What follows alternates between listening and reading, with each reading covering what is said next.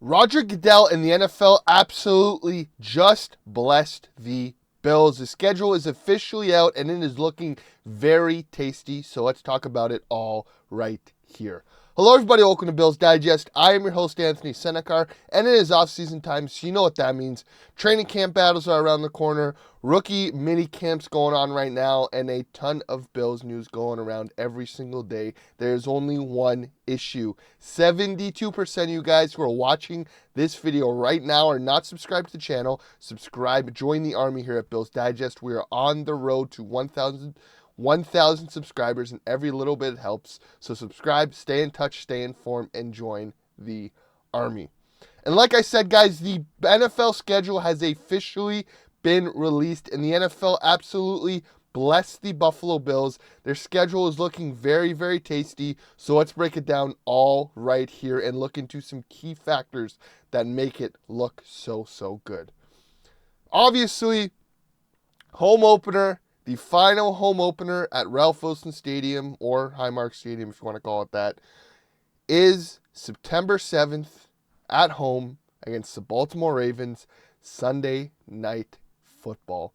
What a game. Baltimore comes back into Buffalo in hopefully nice weather against the team that knocked them out the last few times or 2 times out of the past 4 years in the playoffs, a team that the Ravens cannot beat, and Josh Allen's second coming of the Buffalo Bills against the Baltimore Ravens, quote-unquote, second coming with Lamar Jackson, Derrick Henry, clash it out to start the first week. So that is a very juicy matchup. Then they go away to the Jets. Then they come back to Highmark for 3 weeks in a row with a Thursday night game against the Miami Dolphins, and then a 4 o'clock and a 1 o'clock game against the New Orleans Saints and the New England Patriots. They go to Atlanta for Monday Night Football. Then they have an early bye week, which, again, I am not a fan of, but, again, still works out. A bye week's a bye week. Then they come off the bye week, go to Carolina, have the Kansas City Chiefs back at home for primetime, go out to Miami in November. So, again, the heat will not be a factor, which is very good. I like that the NFL is realizing that if you want a good football for the Bills and Dolphins game, you go to Buffalo early in the year and you go to Miami later in the year. Then they're at home against Tampa. Go out to Houston against C.J. Stroud and the Houston Texans for a rematch of last year's game, which the Houston Texans won on a game-winning field goal. They go out to Pittsburgh. They come home against the Cincinnati Bengals, a rematch of the divisional round game where the Cincinnati Bengals absolutely demolished the Buffalo Bills. At home, I think Highmark will be rocking. Then they go to New England. They go to Cleveland. Probably Shedeur Sanders will be the starter at that point. We will see what that Patriots team's like at that point. This Mike Vrabel, Drake May team could be very good at that point. So we see that could be a very big matchup. Could end up being to win the AFCs, depending how good the Patriots play. Then they finish off the season with Philadelphia at home, the reigning Super Bowl champs, December 28th in Buffalo. That is going to 100% be a snow globe game. That is going to be a game you're going to want to watch. And the final regular season game at Highmark Stadium will be against the New York Football Jets. So again, all around, no real targeted areas where you got a lot of good opponents in a big stretch.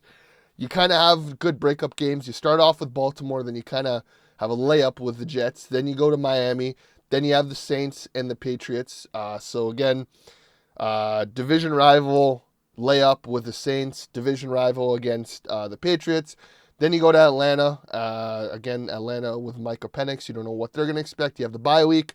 Then you go to Carolina. Then you have your big boy matchup against the Kansas City Chiefs. Then you have a division rival in the Miami Dolphins. Then you have the Bucks. And then you have Houston. So if I were to look at the schedule as a whole, that is probably your targeted area, your 4 games where you're going to really see what you would call the death walk, which would be you have Kansas City at home, then you go to Miami, then you have Tampa at home, then you go to Houston.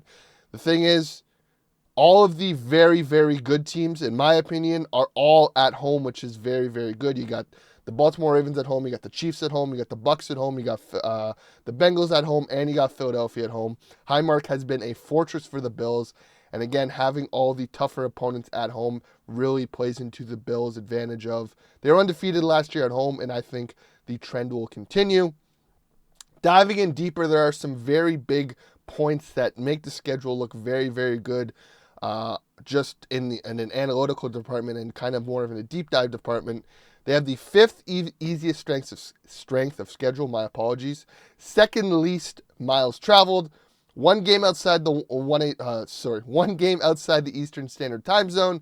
Cincinnati, like I said, Cincinnati, Baltimore, Kansas City, all at home. Perhaps the easiest road schedule. Perhaps the most winnable division. Again, going back to the schedule, the Jets, you don't know who they're going to be at quarterback. It's going to be either Justin Fields or Tyrod Taylor. Miami is still going to be an opponent, but again, they kind of seem like they're in the mud. The Mike McDaniels honeymoon the Mike McDaniels honeymoon period seems like it's over. Tua turned the ball over. We'll see how that goes. And then the Patriots are the wild card, in my opinion. Drake May and Mike Vrabel could be a perfect marriage. But again, we will see once the season takes off. And diving in deeper, the Bills' strengths of schedule is even more wild when you consider the teams with the top 9 easiest schedules in 2025 all had losing records in 2024 except for the Bills. Among the teams with the top 13 easiest strength of schedules in 2025, only 2 of them made the playoffs in 2024. The Bills 5th easiest and the Bucs at 10th easiest. Among the teams with the top 18 strengths of schedule in 2025, only 2 of them made it past the wild card round in 2024. Bills and Bucs. The other 2 playoff teams lost by 20 in the wild card, the Broncos and the Chargers. 2025 strengths of schedule for the 4 teams in the 2024 conference championship games. 5th is the Bills, Commanders at 19th, Chiefs at 27th, and Philadelphia in 29th. This is looking like it's going to be a very fun season to be a Bills fan. It looks like the dominoes are aligning for the final season at Highmark to be a very, very exquisite one. This is the goal of the year. You win the division, and you have to get that 1 seed. With a brand new revamped defense that everybody seems to love, you still got Josh Allen and the everybody eats mentality. You have the 5th easiest schedule. You have all your good opponents at home with your home crowd where it's going to be rocking. You open up the season against the Baltimore Ravens. You make a statement and you keep on rolling through the season.